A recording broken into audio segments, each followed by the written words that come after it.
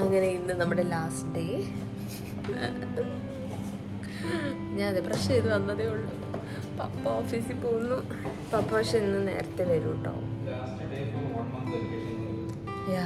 Last day of 1 month vacation. നമുക്ക് last days എന്നും ഭയങ്കര ഒരു വൃത്തികെട്ട ദിവസമായിരിക്കുമല്ലോ. മമ്മി ഉന്മേഷമൊക്കെ കുറച്ച് കുറവാ.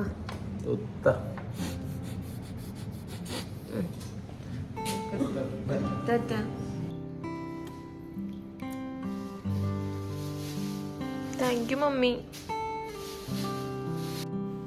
ഞങ്ങൾക്ക് നൈറ്റിലെ ഫ്ലൈറ്റ് ആയതുകൊണ്ട് ഞാനൊന്ന് ഉച്ചയ്ക്ക് ഉറങ്ങാമെന്ന് വിചാരിച്ച് കിടന്നതാണ്. പക്ഷേ ഞാൻ ഉറങ്ങാതെ എൻ്റെ തന്നെ മുഖം ക്യാമറയിൽ കണ്ടിട്ട് പറയുകയാണ്.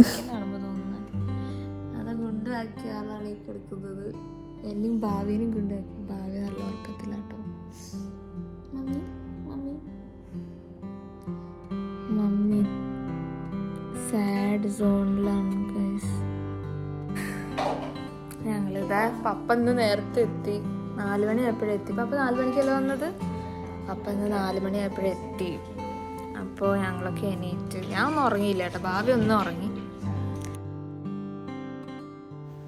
നമ്മൾ ലാസ്റ്റ് വ്ളോഗിൽ ഞാൻ പറഞ്ഞിട്ടുണ്ടായിരുന്നു നാജുവിൻ്റെ ഫാമിലി കുറച്ച് ഫുഡ് ഐറ്റംസ് ഒക്കെ ഞങ്ങളുടെ വീട്ടിൽ ആദ്യമായിട്ട് വന്നപ്പോൾ കൊണ്ടുവന്നു. അതിലൊരു ഐറ്റമാണ് ഈ ഫ്രൂട്ട് സലാഡ്. നല്ല ടേസ്റ്റായിരുന്നു. ഞങ്ങൾ നെക്സ്റ്റ് ഡേ ഉച്ചയ്ക്കിരുന്ന് കഴിക്കുകയായിരുന്നു. പിന്നെ അത് കഴിഞ്ഞ് ഞങ്ങൾ കുറച്ച് പാക്കിങ്ങിലേക്ക് ഇറങ്ങി. Last minute packing. അത് പപ്പ ചെയ്യേണ്ട കുറച്ച് പാക്കിംഗ് ഉണ്ട്.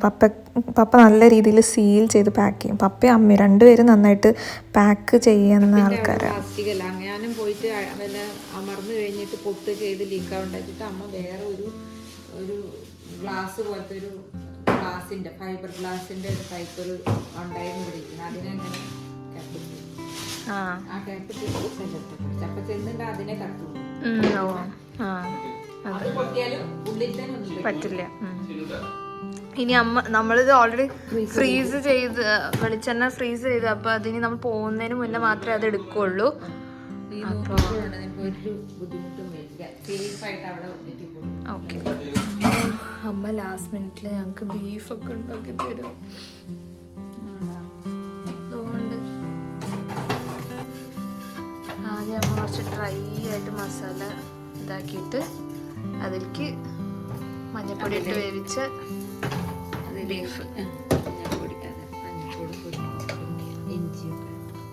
മഞ്ഞപ്പൊടി, കുരുമുളക് പൊടി, ഇഞ്ചി, വെളുത്തുള്ളി ഇതൊക്കെ ഇട്ടിട്ട് ഇതാക്കിയ ബീഫാണ്. ഇതിൽ നമ്മൾ ഉള്ളി ഒന്നും ചേർത്തിട്ടില്ല അല്ലേ? ഉള്ളി ഒന്നും ചേർത്തിട്ടില്ല. അപ്പൊ ഇതെന്താ ഈ വെളുത്തുള്ളി ഇഞ്ചിയുടെ നമ്മള് അരച്ച അതിന്റെ ജ്യൂസ് പിഴിഞ്ഞിട്ട് മാത്രം വേവിക്കുമ്പോ അതിൽ കുറച്ച് പിഴിഞ്ഞിട്ട് വേവിക്കുക. ഉപ്പും മഞ്ഞപ്പൊടിയും പിന്നെ കുരുമുളക് പൊടിയും ശകലം മുളക് പൊടിയും. അപ്പൊ എന്നിട്ട് ഇതുപോലെ ആ പിഴിഞ്ഞ ഇഞ്ചി വെളുത്തുള്ളിയുടെ ഇതില്ലേ ബാക്കിയുള്ള പേസ്റ്റ് അത് നല്ല വെളിച്ചെണ്ണയില് നന്നായിട്ട് ഫ്രൈ ആക്കുക.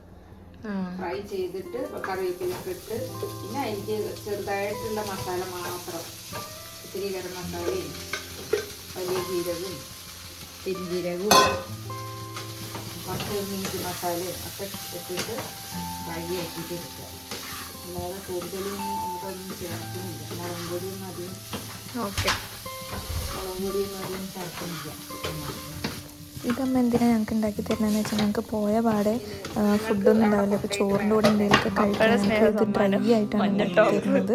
സോ അത് ഞങ്ങൾക്ക് ഇവിടെ എത്തിയിട്ട് ജർമ്മനിയിലൊക്കെ എത്തിയിട്ട് കുറച്ച് കറി ആക്കിയിട്ട് നമുക്ക് പെട്ടെന്ന് കുറച്ച് മസാല ഇട്ടിട്ട് വെള്ളം ഒഴിച്ചിട്ട് ഒന്ന് ബോയിൽ ചെയ്തിട്ട് നമുക്ക് കഴിക്കാം. പിന്നെ ഇത് പപ്പയുടെ 1-2 ടീഷർട്സ് ഉണ്ട്. ഞങ്ങളവിടെ പോയതിന് ശേഷം സ്ഥിരമായിട്ട് ഞങ്ങൾ ഖത്തറിൽ പപ്പയുടെ ടീഷർട്ട്സാണ് വീട്ടിലൊക്കെ ഇടുന്നത്. അപ്പോൾ പപ്പ ഞങ്ങൾക്ക് ആ ടീഷർട്ട്സ് ഒരു ഓർമ്മയ്ക്കായിട്ട് തരുന്നതാണ്. പപ്പയ്ക്ക് അമ്മയ്ക്കും പണ്ട് മുതലേ പാക്കിങ്ങിൻ്റെ ശീലം നന്നായിട്ടുണ്ട്. ഞങ്ങൾ പണ്ട് കൊൽക്കത്തയിൽ നിൽക്കുമ്പോൾ നാട്ടിലോട്ട് സമ്മർ വെക്കേഷൻ വരുമ്പോൾ എപ്പോഴും പാക്ക് ചെയ്യും. പിന്നെ പല രീതിയിൽ പാക്ക് ചെയ്യും. പിന്നെ പപ്പ ഇപ്പോൾ ഖത്തറിൽ പോയി നാട്ടിൽ അങ്ങനെ പാക്ക് ചെയ്ത് നല്ലൊരു എക്സ്പീരിയൻസ് ഉണ്ട്.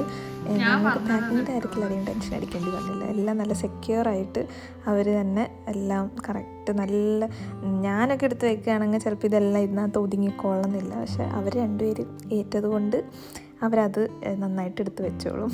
ഞങ്ങൾ ജസ്റ്റ് ഡ്രസ്സുകളും ഞങ്ങളുടെ പേഴ്സണൽ ആക്സസറീസ് മാത്രം സെറ്റ് ചെയ്തു. ബാക്കി അവരായിട്ട് ഞങ്ങൾക്ക് വീട്ടിൽ നിന്ന് തന്നു വിട്ട കുറച്ച് ഐറ്റംസും സാധനങ്ങളൊക്കെ പപ്പയും അമ്മയും കൂടിയിട്ട് സെറ്റ് ചെയ്തു.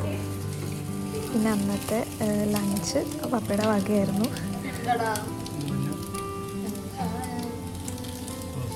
ഇങ്ങനെയാണല്ലേ സോസേജ് ഉണ്ടാക്കണത്. ഞങ്ങൾ ആ സോസേജ് അങ്ങനെ ജസ്റ്റ് വറുത്തെടുക്കും.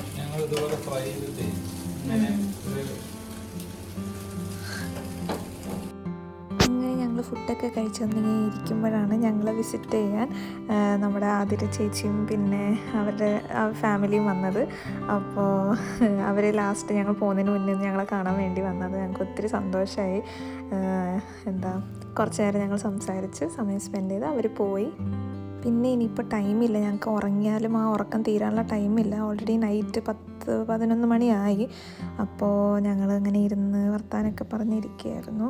പിന്നെ അമ്മയ്ക്ക് അന്നത്തെ ദിവസം ഭയങ്കരമായിട്ട് അമ്മ ഇമോഷണലായിരുന്നു. സോ അമ്മയ്ക്ക് ആ ഒരു നമ്മുടെ സങ്കടം ഒന്ന് കരഞ്ഞ് തീർന്നാലേ അത് തീരുള്ളൂ. അപ്പം അങ്ങനെ ഞങ്ങളൊക്കെ ഒന്ന് ഇമോഷണലായി. ഒബ്വിയസ്ലി ഞങ്ങളൊരു മാസം ഞങ്ങൾക്ക് എത്ര നിന്നാലും കൊതിയാവില്ലല്ലോ നമ്മുടെ അച്ഛനും അമ്മയും കൂടി. ആ ഒരു ഇതായിരുന്നു. ഗോയിങ് ബാക്ക് ടു ദ എയർപോർട്ടിലേക്ക് പോവുകയാണ് ഞങ്ങളെല്ലാവരും. ഇപ്പോൾ സമയം 1 മണിയാണ് രാത്രി.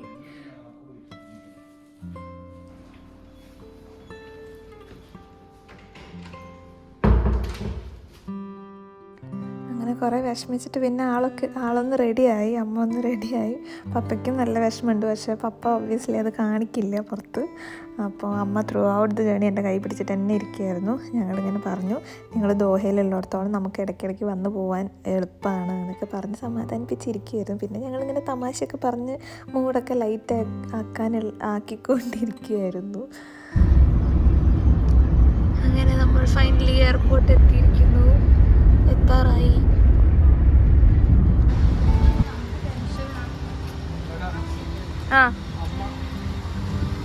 വരുന്നതിൻ്റെ തിരക്കിൽ ഞങ്ങൾ ഡിക്കി അടയ്ക്കാൻ മറന്നുപോയി ഗൈസ്. പാവം അപ്പ വീണ്ടും പോയിട്ട് ഡിക്കി അടയ്ക്കാൻ പോയി.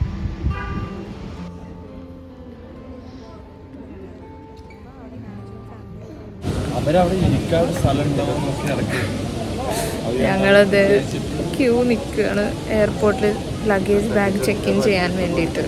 പപ്പയും അമ്മയും ദൂരെ നിൽക്കുന്നത് ഞങ്ങൾക്ക് കാണാൻ പറ്റുക. അവർ പോയിട്ടില്ല, ഞങ്ങളുടെ ബോർഡിംഗ് പാസ്സൊക്കെ കിട്ടിയിട്ടേ അവർ പോവുള്ളൂ.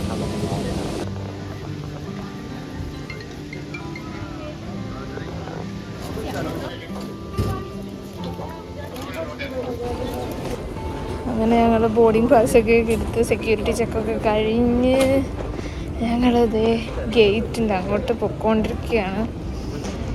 ഒരു വൃത്തികെട്ട ഫീലിംഗ് ആണ് സത്യം പറഞ്ഞാൽ. ഒരു മിക്സ്ഡ് ഫീലിംഗ് ആണ്.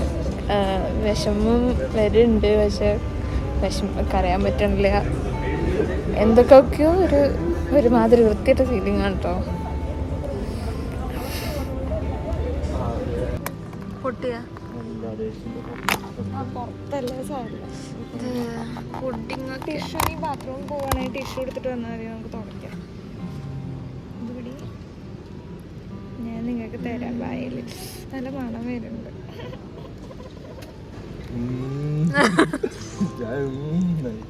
Tender coconut.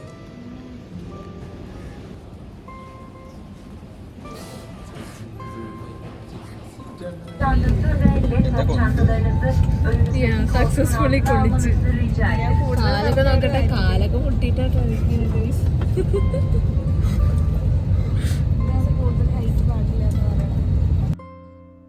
അങ്ങനെ ഖത്തറിൻ്റെ മനോഹരമായ ഫ്ലൈറ്റ് വ്യൂ കണ്ടുകൊണ്ട് ഞങ്ങൾ ഖത്തറിനോട് ടാറ്റ ബൈ ബൈ പറഞ്ഞു. ഇവിടെ രാത്രിയാണെങ്കിൽ അവിടെ പകലായി. അവിടെ സൺറൈസ്.